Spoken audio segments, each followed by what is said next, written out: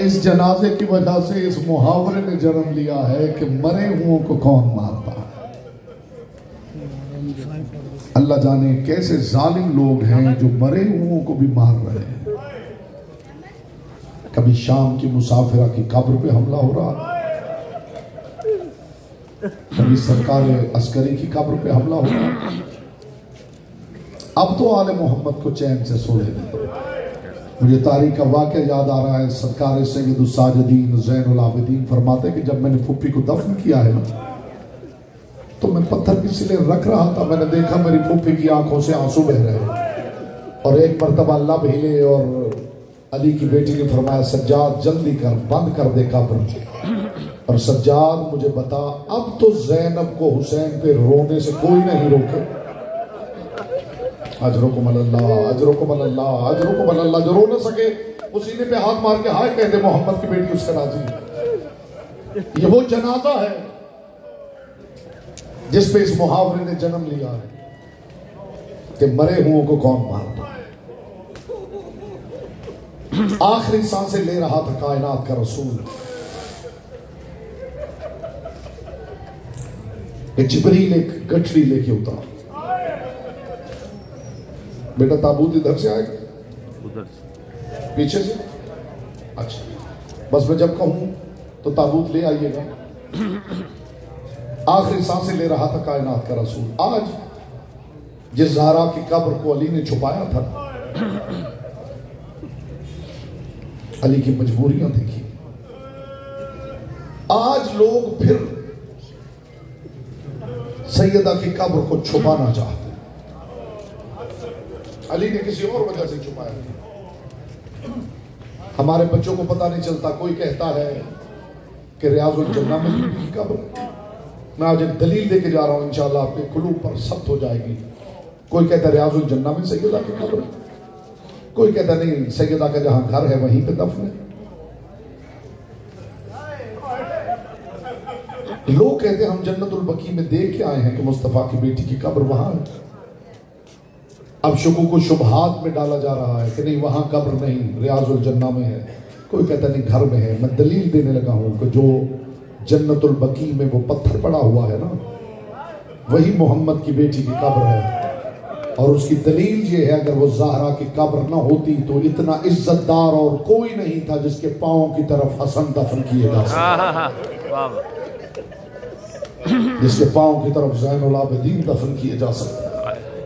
یہ چار اماموں کا پائنٹی دفن ہونا بتا رہا ہے کہ وہ محمد کی بیٹی کی قبر ہے۔ رسول آخری سانسیں لے رہے تھے، بس زحمت تمام ہوئی آپ کی۔ رسول آخری سانسیں لے رہے تھے کہ جبریل ایک گٹھڑی لے کے اترا، لا کے رسول اللہ کے سرحانے رکھی، اور سرحانے رکھے کہ اللہ کے رسول یہ جنتی کفن خدا نے بھیجے، اپنے اہل بیت میں تقسیم کر دیجیے۔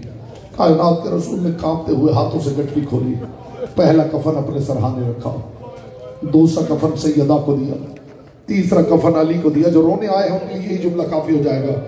تیسرا کفن علی کو دیا، چوتھا کفن حسین ابن علی کو دیا، حسن مجتبیٰ کو دیا، پانچواں کفن رسول نے حسین کی طرف بڑھایا۔ اللہ جانے دل میں کیا خیال آیا، پلٹا کہ وہ کفن بھی حسن مجتبیٰ کو دے۔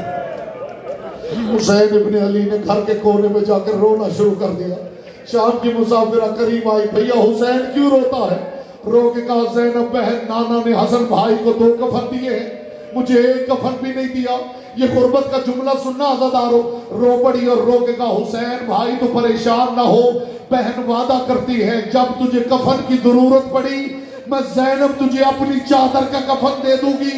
رو کے کہا بہن دعا کر جب میرے پاس کفن نہ ہو اللہ کرے تیرے سر پہ چادر ہو۔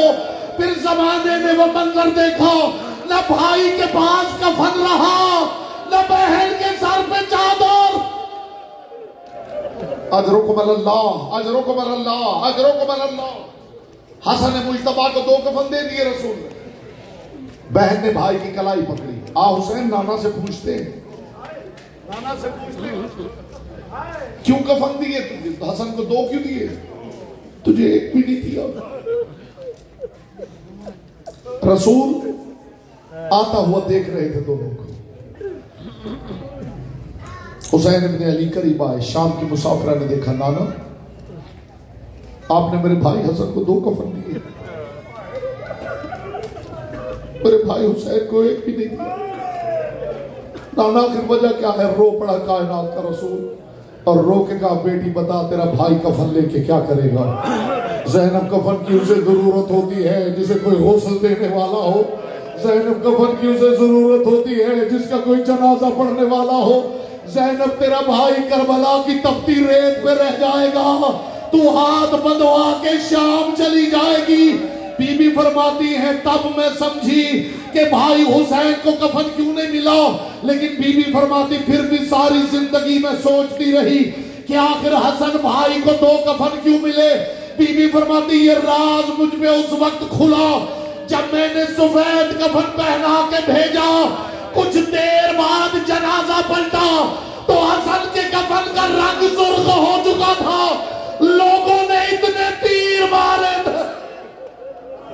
اجرکم اللہ، اجرکم اللہ، آخری جملہ کہہ رہا ہوں وزاداروں، یہ وہ جنازہ ہے، یہ وہ جنازہ ہے، یہ وہ جنازہ ہے کہ جس کے لیے حسین روضہ رسول پہ لوگوں سے کہتے ہوئے ملے ہیں میرے بھائی کے جنازے کو کچھ نہ کہو، میں حسین وعدہ کرتا ہوں میں مدینہ چھوڑ کے چلا جاؤں گا۔ عزادارو جسے رسول پہلو سے ہٹنے نہ دیتے تھے اسے محمد کے پہلو میں دفن ہونے کی اجازت نہ ملی۔ 72 تیر حسن مجتبیٰ کے جنازے میں مارے گئے۔ تاریخ کہتی ہے کہ جب ایک ظالم نے حسن کے بیٹے قاسم کے سر پہ گرز مارا تھا اور قاسم نے زین چھوڑی تھی، 35 سپاہی کمانوں میں تیر جوڑ کر قاسم کے گرد اکٹھے ہو گئے تھے، یہ تیر مارتے جاتے تھے اور کہتے جاتے تھے قاسم ہم نے تیرے بابا کے جنازے میں ایسے ہی تیر مارے تھے۔ اگلا جملہ ماتم کر کے سننا پھر تابوت آ جائے۔ 72 تیر حسن کے جنازے میں لگے۔ جنازے گھروں کو پلٹا نہیں کرتے، یہ اس غریب کا جنازہ تھا۔ تیر لگنے کے بعد یہ جنازہ گھر کی طرف لایا جا رہا تھا کہ علی کی بیٹی نے دیکھا بھائی کے کفن کا رنگ سرخ ہو چکا ہے۔ جناب عباس اور محمد حنفیہ نے لا کے جنازہ صحن میں رکھا۔ علی کی بیٹی نے دیکھا جنازے میں تیر لگے ہوئے ہیں۔ علی کی بیٹی نے چادر حسن پہ ڈالی، دائیں ہاتھ سے تیر نکالنے لگی، یا بی بی نے دیکھا ایک تیر وہاں لگا ہوا تھا جہاں اصغر کو گلے میں لگا تھا۔ بی بی نے تیر میں ہاتھ ڈالا، ہاتھ کانپ گیا کہ پہلو سے آواز آئی زینب ہٹ جا، میں اس کی ماں سہرا خود تیر نکال لے۔ ماتم حسن، ماتم حسین۔ میرے مولا